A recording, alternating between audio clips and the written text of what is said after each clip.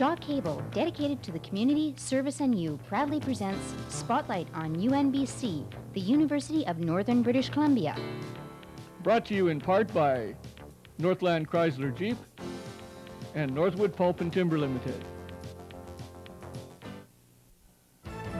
Northland Chrysler Jeep, home of the #1 selling minivan in North America, is located at 3rd and Vancouver in Prince George. Northland has been in business since 1984. Northland Chrysler Jeep is a proud sponsor of Spotlight on UNBC, a program designed to let you know what's happening at your university. Northland Chrysler Jeep, your Eagle and Dodge truck dealer, is where people make the difference.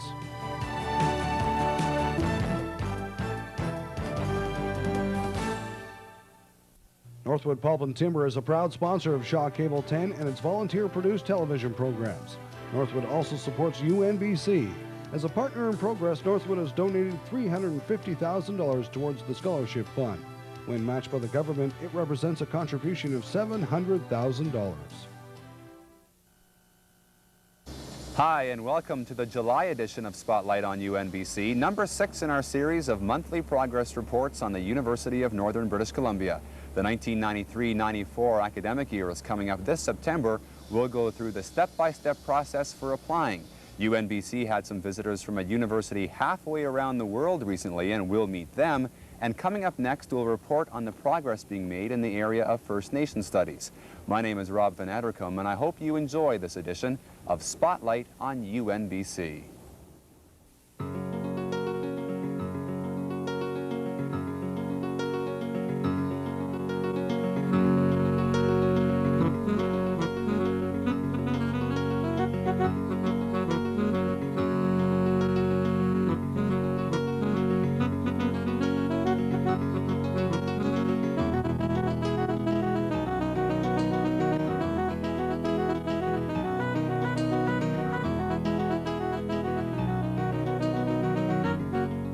Spotlight on UNBC with your host, Rob Van Addercombe.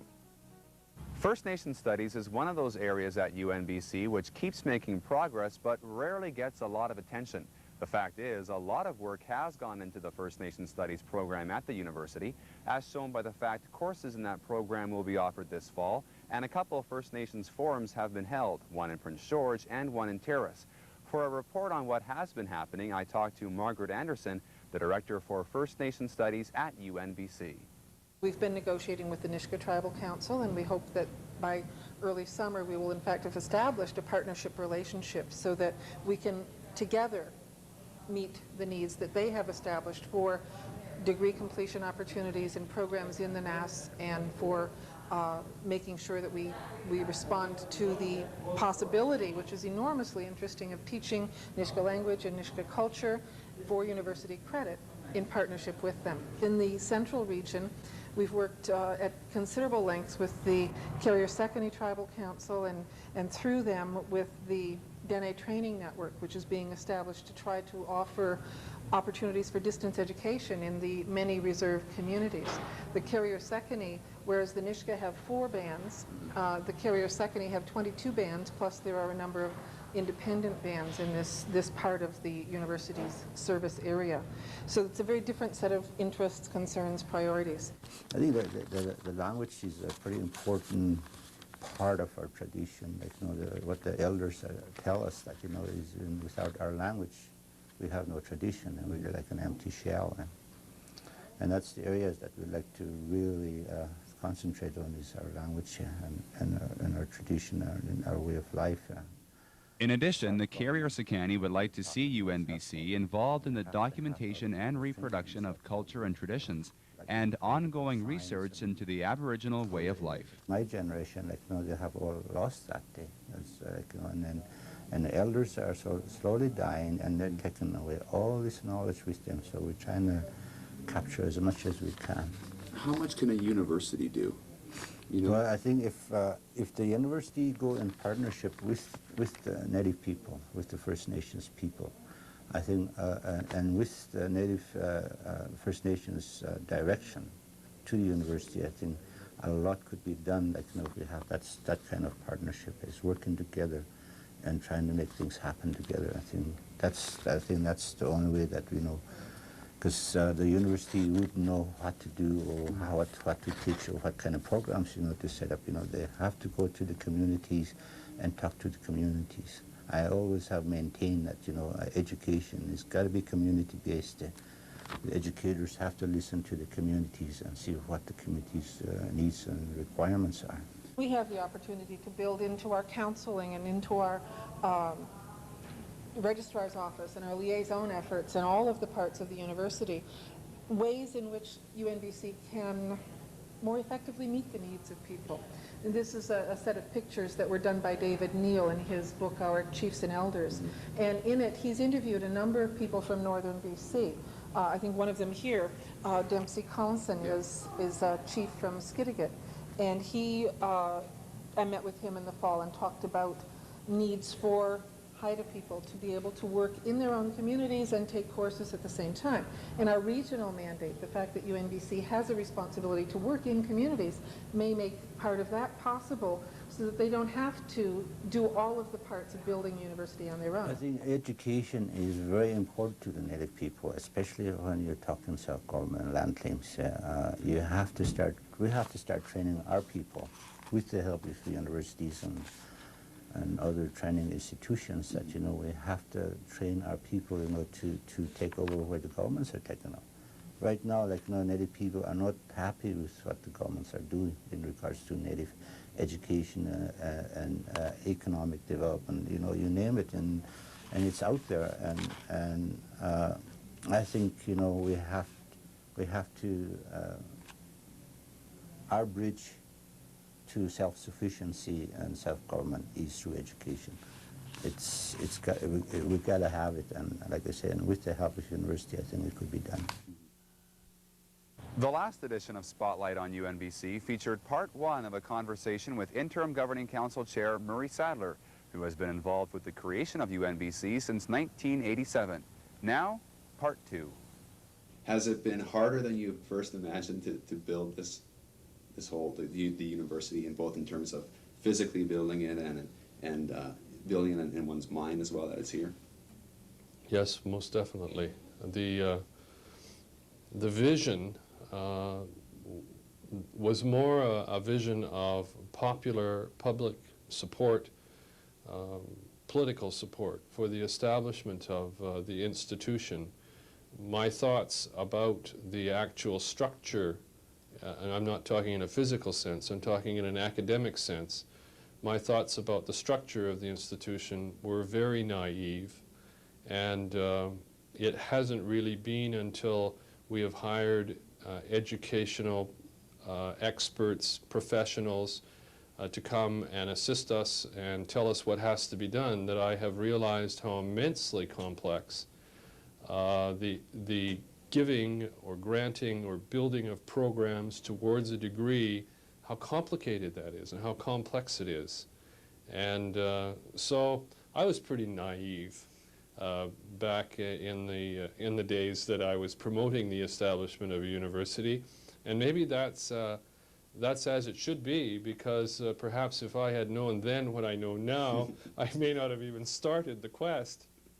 Over the past 6 years, he has been involved with 3 groups critical to the establishment of UNBC: the Interior University Society, the Implementation Planning Group, and the Interim Governing Council.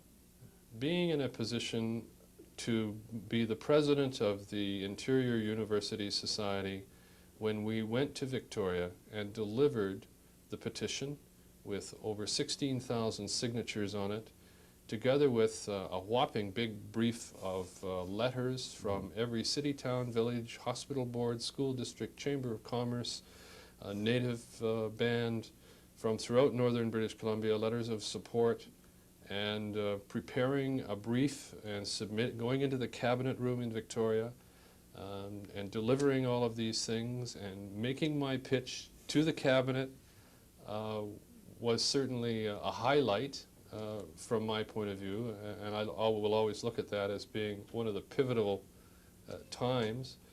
And then the worst time was really the months that followed, the year that followed, because that was on October 13th, by the way, 1988, that brief was presented, and then we went into limbo for a period of time. We went through a period where nothing really happened, and it looked as though the cause was lost. The University of Northern British Columbia has become part of me. I will always be excited about the University of Northern British Columbia, and I will always have a part of myself in it. So it may not be a good question to ask of me. I mean, I will always be interested, but I certainly recognize that the time is coming soon for new blood and for new perspectives. Perhaps I was a good person to have on board in terms of promotion and development of the university, but there is a period of time that the university needs to go through now in terms of structuring itself, looking inward, developing itself, and working on those kinds of issues, and perhaps that might best be done by others.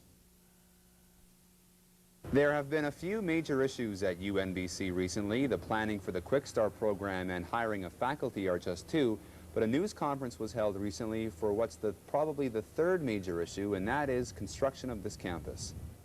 The critical issues, of course, that we have to look at is, because of the construction season, is getting the buildings closed in and waterproof, so that as we go into the winter that they can continue to work on the inside of those buildings. So that is really a critical issue for us, and the critical kinds of things that we have to have completed by then, of course, is we have to have the windows installed, we have to have the buildings waterproofed, we have to have the roofs on, and so on. So those are the critical issues now that we're concerned that Foundation get underway with that particular phase of the work.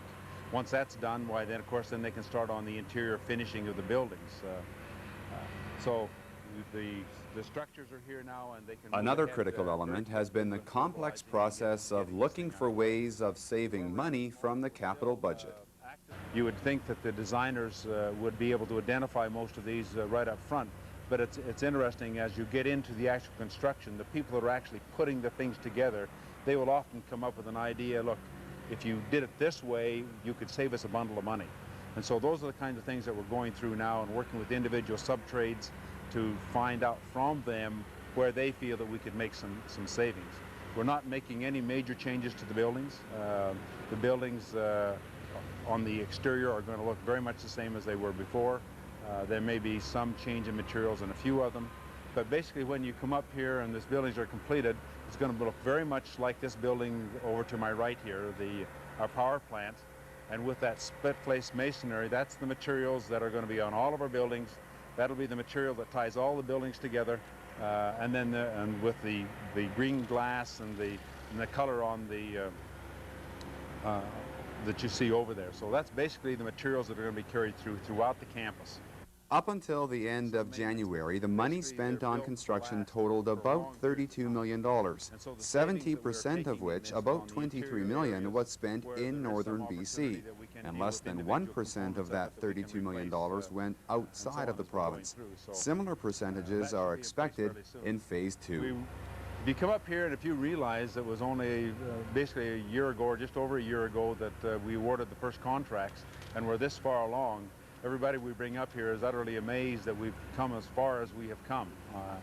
You know, there have been some problems, no question about it, but I think that we have accomplished a hell of a lot since this thing was started, and we came up on site and had the initial ground turning, and we're doing the clearing. So we've moved ahead. We're anxious to get them mobilized and get them going, and we're planning at this point in time that most of the buildings that we're anticipating that will be completed by the first part of June of 1994, which will allow us time then to get the buildings equipped, furnished, and be able to be offering our first classes here in September of '94. Dean Cooper won't see classes begin here in 1994, at least not as a UNBC employee. He left the university at the end of June to take up a position on Vancouver Island. You work for us. We wouldn't be where we are without you, and really enjoyed working with you. And, thanks very much for everything. Thanks, Jeff. It's been a pleasure and a lot of fun. A lot of headaches, but it's been gratifying. All you have to do is walk up here and see all of the buildings and so on. Why it makes you realize that you're involved in something very concrete.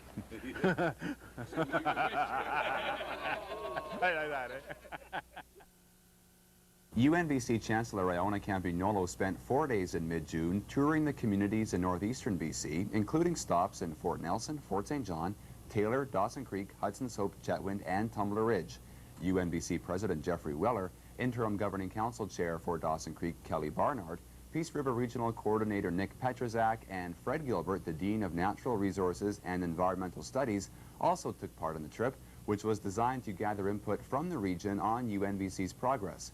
Future trips into other parts of northern BC are in the planning stages.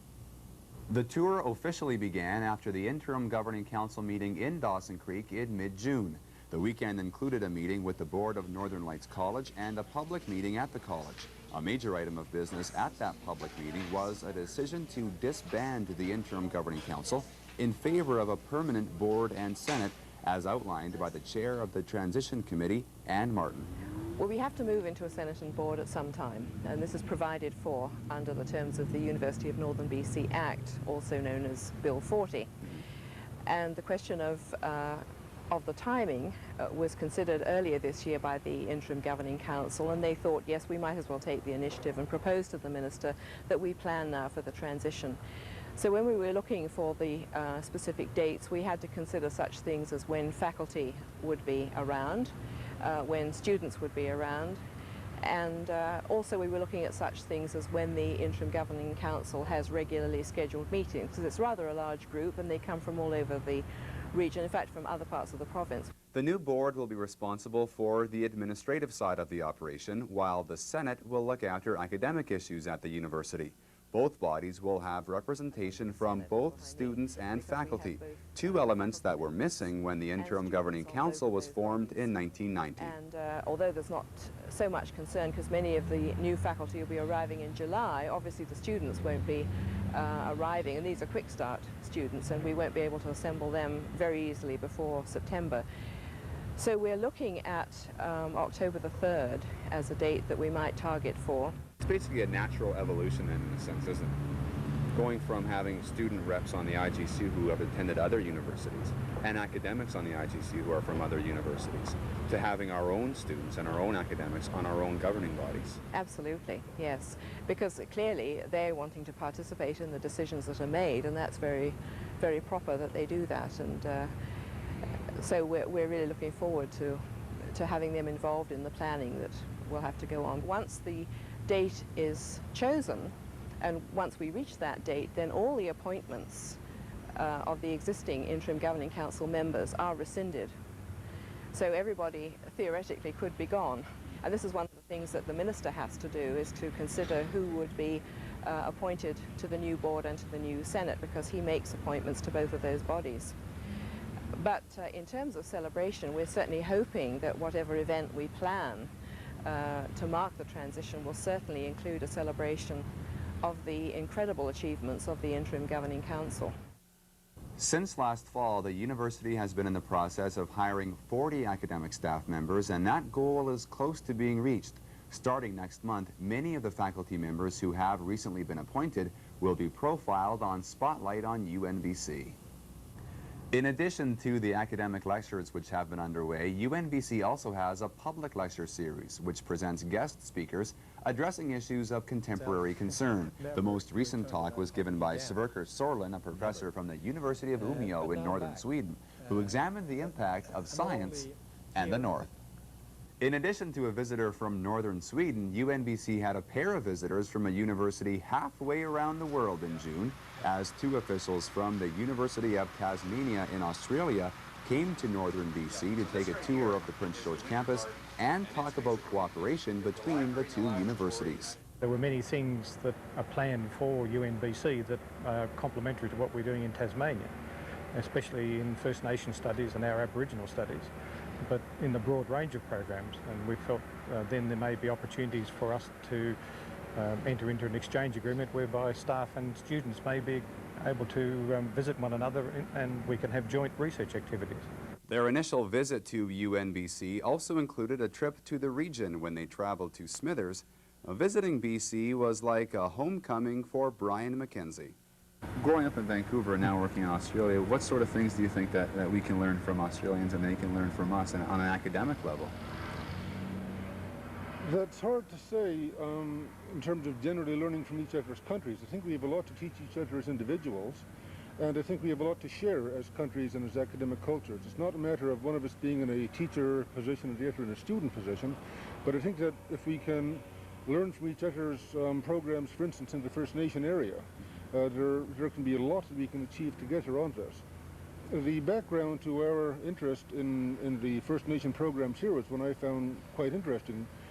Bob brought Doug to meet me as the Dean of Humanities and Social Sciences, and we talked generally about the possibilities of program exchanges, student exchanges, faculty exchanges, and so on. And we were talking in a very reasonably enthusiastic way, but there wasn't quite as much of a spark taking off as we would have hoped until we got on to the subject of First Nation studies, at which point we found that we had a great deal in common, and that comparing the experience with setting up such programs here and in Tasmania, that there was a lot both of similarity and of differences that we thought would be able to be used to illuminate each other's. That's what really got us going at working very actively to try to get something going in the way of an exchange here. We both have these programs going on an introductory basis now. They're very young programs, and I think that both of them have the potential to be some of the best ones around. Advanced Education Minister Tom Perry also dropped in literally for a tour of the Cranbrook Hill campus in June. After touching down on what will eventually be the roof of the bookstore, the minister toured each of the buildings on the campus. It was his first visit to the site in several months.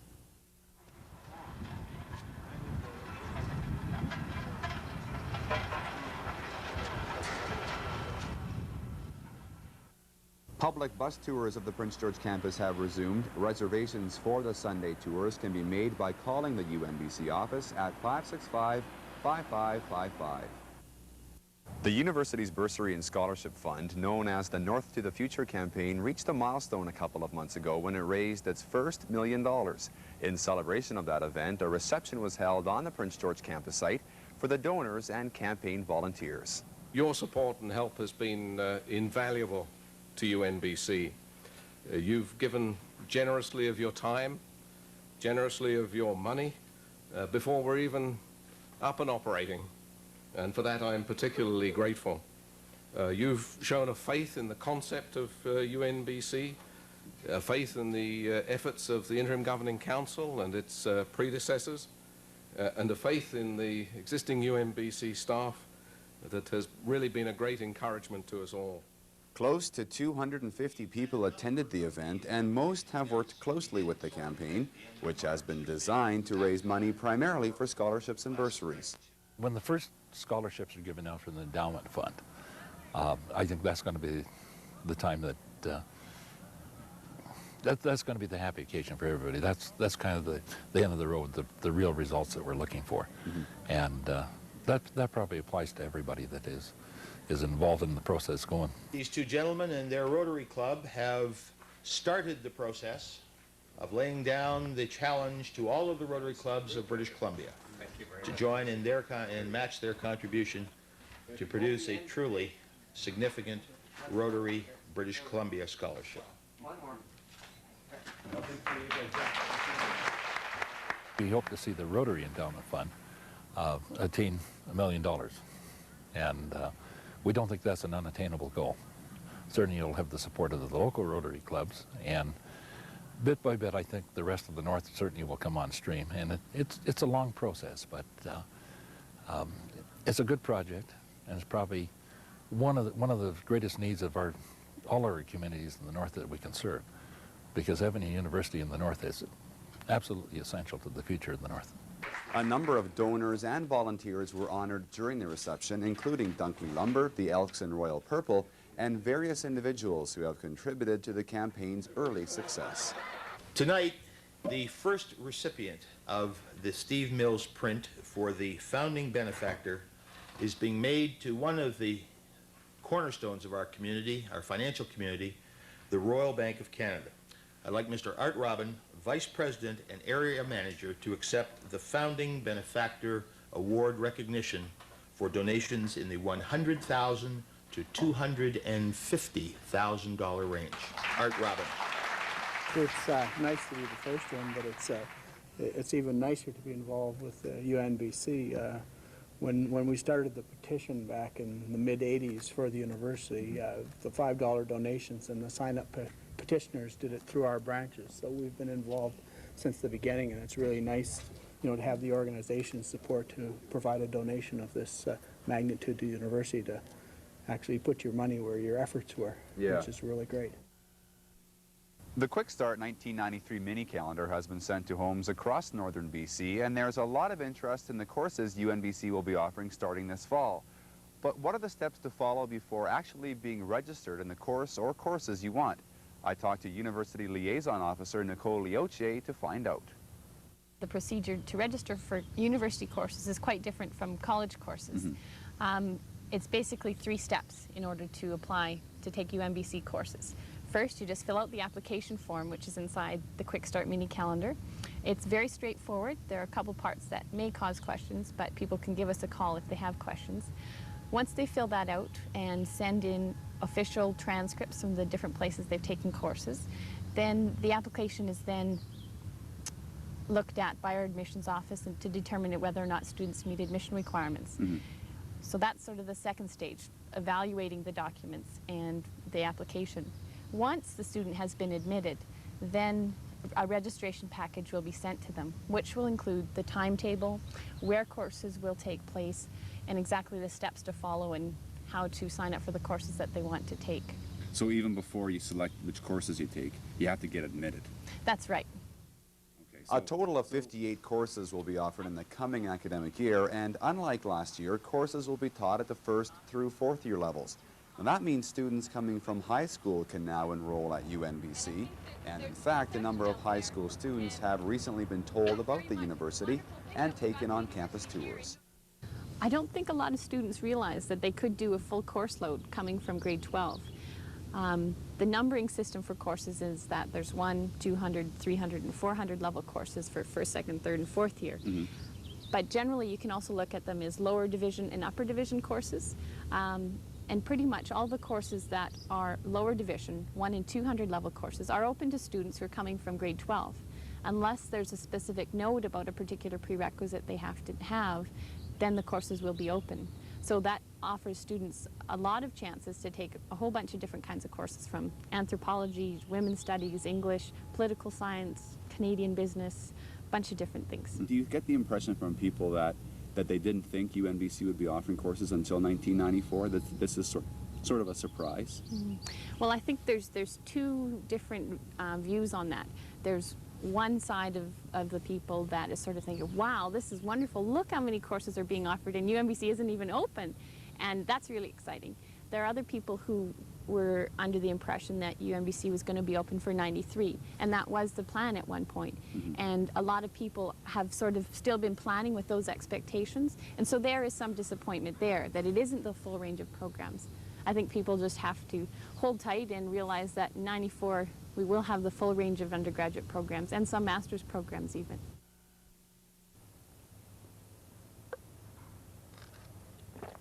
Well, I hope I didn't cut into your sun tanning to bring you the July edition of Spotlight on UNBC. Well, as you can see, it didn't cut into mine one bit. I'll see you next month.